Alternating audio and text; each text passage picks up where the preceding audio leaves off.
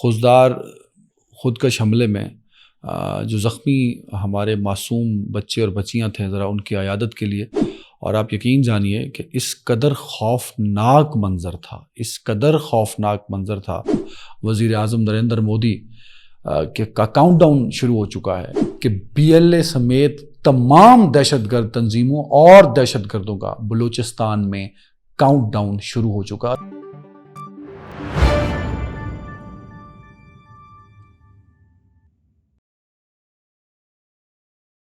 آزاد خبر کے ساتھ میں عدنان حیدر. کل میں CMH کوئٹہ گیا.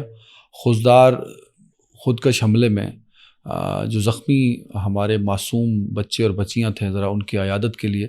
اور آپ یقین جانیے کہ اس قدر خوفناک منظر تھا، اس قدر خوفناک منظر تھا.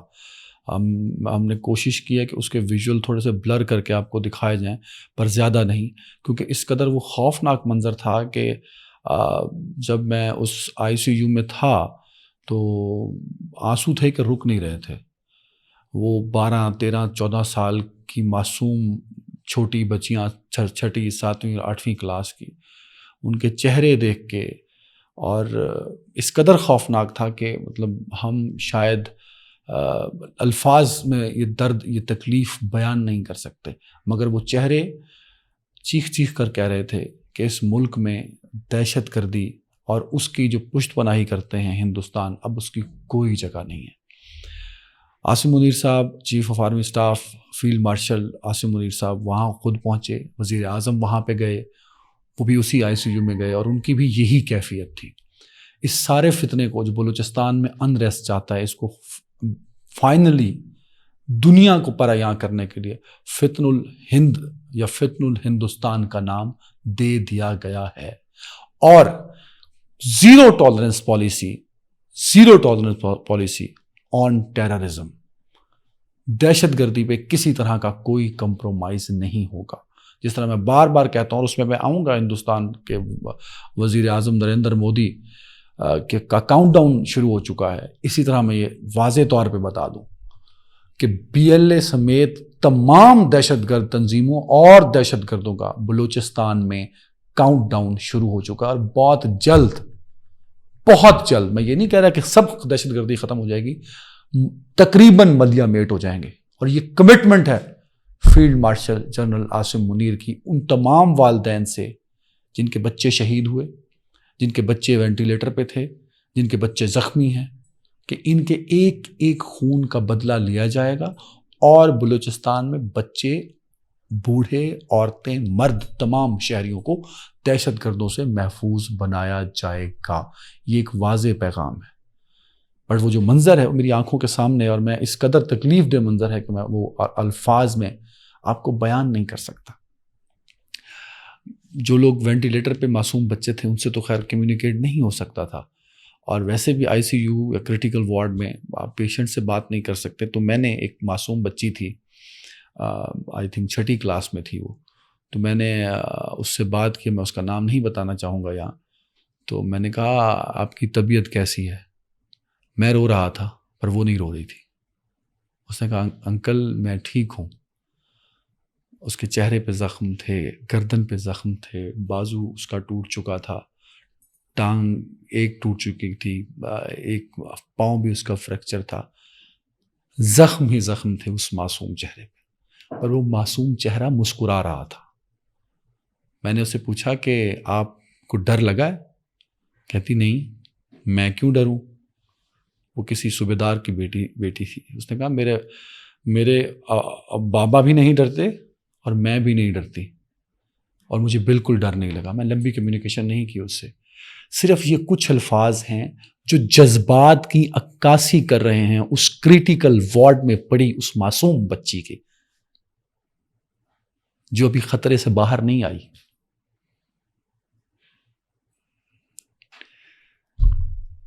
4 سے 3 تو ایسے تھے جو بہت کریٹیکل تھے. باقی الحمدللہ جو 11 جو کریٹیکل تھے ان میں سے 3 ہیں جو ابھی کریٹیکل تھے. میں کل تک کی اپڈیٹ آپ کو بتا رہا ہوں. باقی جو 8 ہیں وہ اس کنڈیشن سے باہر نکل آئے ہیں. تو جو وہ 3 تھے جو بہت کریٹیکل تھے، جن کی بہت کم امید ہے، میں ان کے والدین جو باہر بیٹھے تھے ان سے ملا ہوں. شاید تینوں کے والدین میں کوئی بھی دکھی نہیں تھا. وہ کہتے تھے یہ دشمن سمجھتا کیا ہے, اس قدر بزدل دشمن کے ہمارے بچوں پہ حملہ کرتے, ہم سے لڑے آ کے.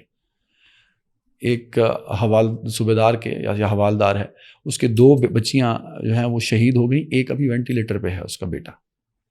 پر اس کے جذبے آپ سب نے ویڈیوز پہ دیکھے ہوں گے. میں تو والدین سے مل کے آیا ہوں. ہر پیرنٹ, ہر والد, اس کا چچا, اس کا ماموں جو وہاں پہ ہیں, ان کی مائیں, وہ رو نہیں رہے, بڑے جذبات میں ہیں, وہ بڑے جوش میں ہیں. وہ سارے بچے, وہ سارے والدین اس بات پہ پرعزم ہیں کہ ہم اسکول جائیں گے, اسی اسکول میں پڑھیں گے, اسی بس پہ جائیں گے. دہشت گردوں کے ایک حملے سے ہم ڈرنے والے نہیں ہیں. ہمیں اس حملے کے حوالے سے ذرا بریفنگ دی جا رہی تھی. وزیر اطلاعات عطا طارر صاحب ہمارے ساتھ تھے. تو جب وہ ایک سلائیڈ آئی جس پہ یہ تھا کہ یہ 7 لوگ شہید ہیں, جس میں 4 بیٹیاں ہیں, ایک بیٹا ہے, بچہ ہے, 4 بچیاں ہیں.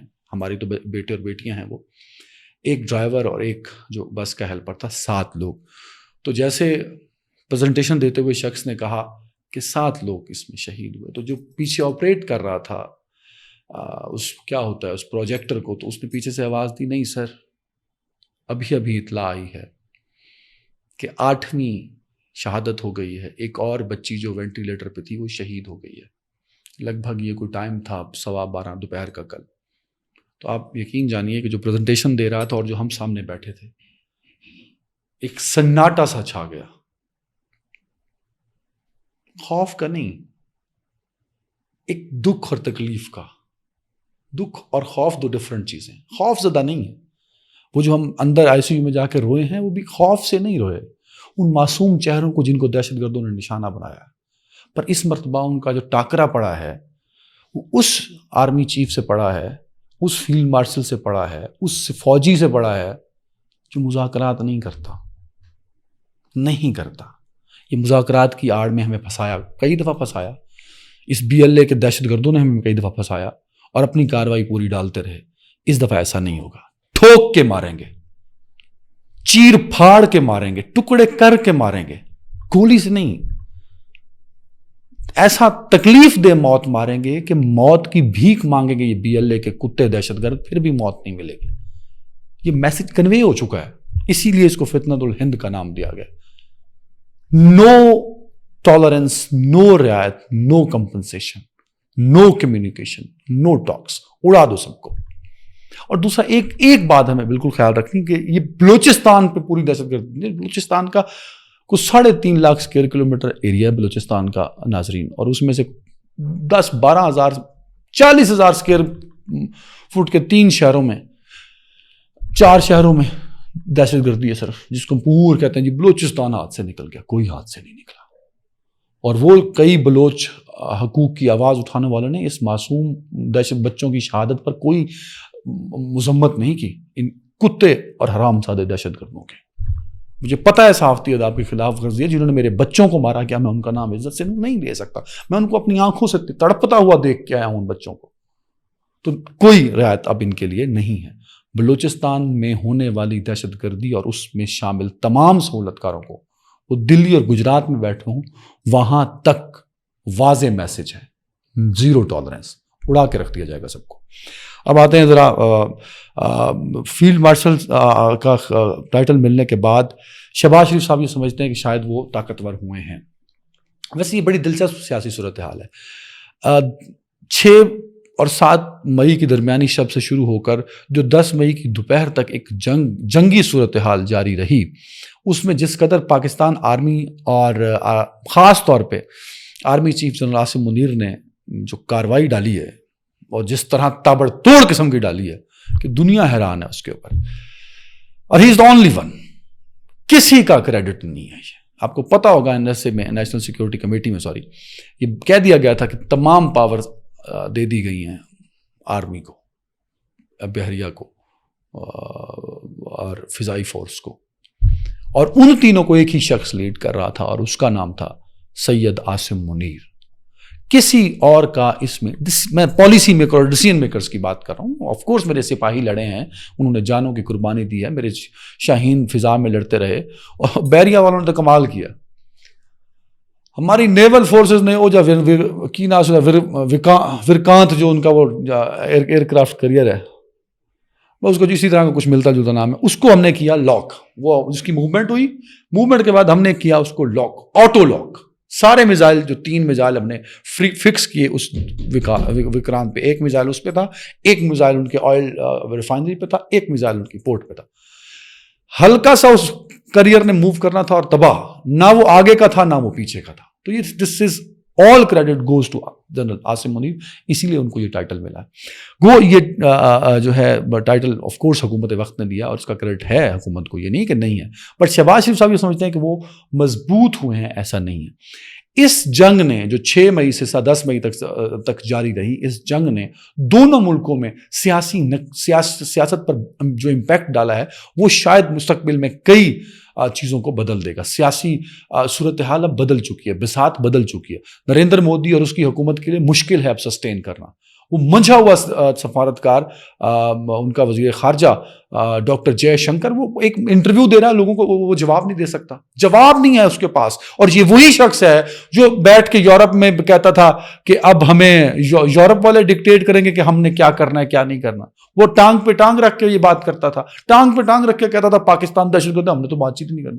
وہ کسی کو بولنے نہیں دیتا تھا. اب ایک سوال کا بھی اس کے پاس جواب نہیں ہے, منہ چھپاتا پھر رہا ہے. ایک انٹرویو دیا اپنے دوست کو, مینجڈ انٹرویو, اس میں بھی جواب نہیں دیا گیا. تو ان کے حالات تو کاؤنٹ ڈاؤن ہو چکا. مودی صاحب 5 سال پورے نہیں کریں گے ہندوستان کے بطور وزیر اعظم. بی جے پی کا ملیا میٹ ختم. اب بی جے پی کو دوبارہ سر اٹھانے کے لیے 11 سال کانگریس پیچھے رہی, اب کانگریس ایسی آگے چڑھی ہے کہ مودی صاحب کو اب آنے کے لیے وقت لگے گا. ایک تو وہاں یہ صورتحال ہے. دوسری جانب اس جنگ کے بعد سب سے طاقتور جو شخص ہے نا وہ ہے جنرل سید عاصم منیر. ایک دفعہ عمران خان صاحب کے مذاکرات پہ میں آتا ہوں. عمران خان صاحب سے انگیجمنٹ شروع ہوئی تو رانا ثناء اللہ صاحب اور عرفان صدیقی صاحب اور دیگر جو لوگ جو نواز شریف کے بڑے کلوز سمجھے جاتے ہیں, انہوں نے کہا کہ کس سے پوچھ کے گورنمنٹ انگیج کر رہی ہے اور یہ اسٹیبلشمنٹ ان سے انگیج ہو رہی ہے, کس سے پوچھ کے. نواز شریف صاحب نے یہ لفظ کہے تھے. تب نواز شریف صاحب آپ کا کچھ قد کاٹ تھا. اب جنرل عاصم منیر صاحب یہاں چلے گئے ہیں, اب ان کو کسی کی ضرورت نہیں ہے. اور ان کا ایک پیغام ہے, اس جنگ میں پوری قوم بن کے کھڑی ہوئی اور اس ملک میں پولیٹیکل سٹیبلٹی چاہیے. جب پاکستان میں سیاسی سٹیبلٹی کی بات کرتے ہیں آپ, عمران خان کے بغیر 200 سال بھی آپ لگے رہے نا شہباز شریف صاحب, زرداری صاحب, 200 سال عمران خان اگر زندہ رہا اور وہ جیل میں رہا تو اس ملک میں سیاسی سٹیبلٹی نہیں آ سکتی, سیاسی عدم استحکام رہے گا. اور اہم بات یہ ہے کہ جنرل عاصم منیر کو یہ بات پتا ہے, ان کو آپ سے پوچھنے کی ضرورت نہیں ہے. یہ وہ شخص ہے جس نے چوتھی بڑی اکانومک پاور کو, دنیا کی چوتھی بڑی فوج کو وہ 4.5 گھنٹے کتوں کتی کرتا ہے. یہ وہ شخص ہے جنرل عاصم منیر جس کو امریکہ بھی آدھے گھنٹے کا فون کر کے محنت کر رہا ہے, چائنا جس کی تعریف کر رہا ہے. تو بھائی اس کو آپ سے ڈکٹیشن لینے کی یا آپ سے گائیڈ لینے کی ضرورت نہیں, اس کو پتہ ہے اس ملک کی سیاست. اور جنرل عاصم منیر کے لیے یہ ملک سب سے ٹاپ پہ ہے, یہ ملک سب سے ضروری ہے. تو میں یہ نہیں کہہ رہا کہ بہت فیور دے دیں, سیاسی سٹیبلٹی کے لیے جو مذاکرات عمران خان صاحب جو انگیجمنٹ شروع ہوئی تھی وہ ہے, وہ جاری رہے گی. میں یہ بات چھوٹی عید کے فوراً بعد کہا تھا میں نے, اور میں اس پہ قائم ہوں.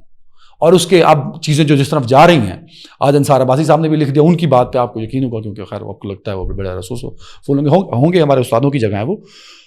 تو وہ جو امریکہ سے وفد آ کے D G I S I سے ملا تھا وہ واپس پاکستان دوبارہ آیا ہوا ہے, اور پہلے بتا رہا ہوں کہ ان کی پھر D G I S I سے ملاقات ہوگی اور وہ شاید عمران خان صاحب سے بھی ملیں گے.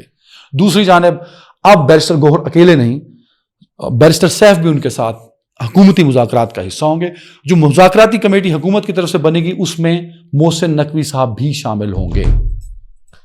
معاملات اب اس طرف چل پڑے اور اسی طرف ہی چلیں گے, کوئی اور امید نہ رکھیے گا. اس وقت اب دیکھنا یہ ہے کہ عقل مند کون ہے. عقل مندی کا مقابلہ زرداری صاحب ریلیونٹ ہے, بلاول بھٹو صاحب ریلیونٹ, وہ کیا ہوتے ہیں وہ تماش بین ٹائپ کھلاڑی, یا وہ جو 12واں کھلاڑی, یا اس کو آپ کہہ لیں کہ وہ فلر کھلاڑی جو ہوتا ہے نا, اب ان کا رول ساری سیاست میں بس اتنا ہے. دکھاوے کا کریکٹر، کوئی رول نواز شریف صاحب اور نہ شہباز شریف صاحب کا رول ہے. دو لوگ اس پوری صورتحال میں اگر اچھا کھیل گیا، اور انہی کا مقابلہ ہے، ایک ہے نواز شریف اور ایک ہے عمران خان. کتنی دلچسپ بات ہے، ایک جیل میں ہے، دوسرا بھی رائے ونڈ جیل میں ہے، ایک اڈیالہ جیل میں ہے، دوسرا بھی رائے ونڈ جیل میں ہے. اب یہ میں مذاق نہیں اڑا رہا. نواز شریف صاحب اس وقت قید میں ہے، اور نواز شریف صاحب جس قید میں ہے وہ عمران خان صاحب سے بھی خطرناک قید میں ہے. اور عمران خان صاحب کے پاس تو پھر آزادی ہے نا، اس کوٹڑی میں رہتے ہوئے، جیل میں رہتے ہوئے آزاد ہیں. نواز شریف صاحب اپنے بستر اور صوفے کے علاوہ آزاد ہی نہیں ہے. وہ جس صوفے پہ بیٹھے ہیں بس وہاں آزاد ہیں، یا جس بیڈ پہ رات کو سوتے ہوں گے وہاں آزاد ہیں، بس اتنی سی آزادی ہے انہیں. پر دو قیدی، ایک نواز شریف اور ایک عمران خان، ان دونوں کے بیچ مقابلہ ہے. جو عقل مندی کا مظاہرہ کرے گا وہ آگے جائے گا. ہو سکتا ہے دونوں کر جائیں عقل مندی کا مظاہرہ. عمران خان صاحب کے لیے اس وقت عقل مندی کا اور دانش مندی کا بہیو کرنا ان کے لیے بہت ضروری ہے. نواز شریف صاحب کے لیے نہیں ہے، شاید ان کے لیے کوئی اور سبب بن جائے. ہیں دونوں قیدی ہی. وقت ختم ہو گیا جی، کل بات کریں گے. اللہ حافظ.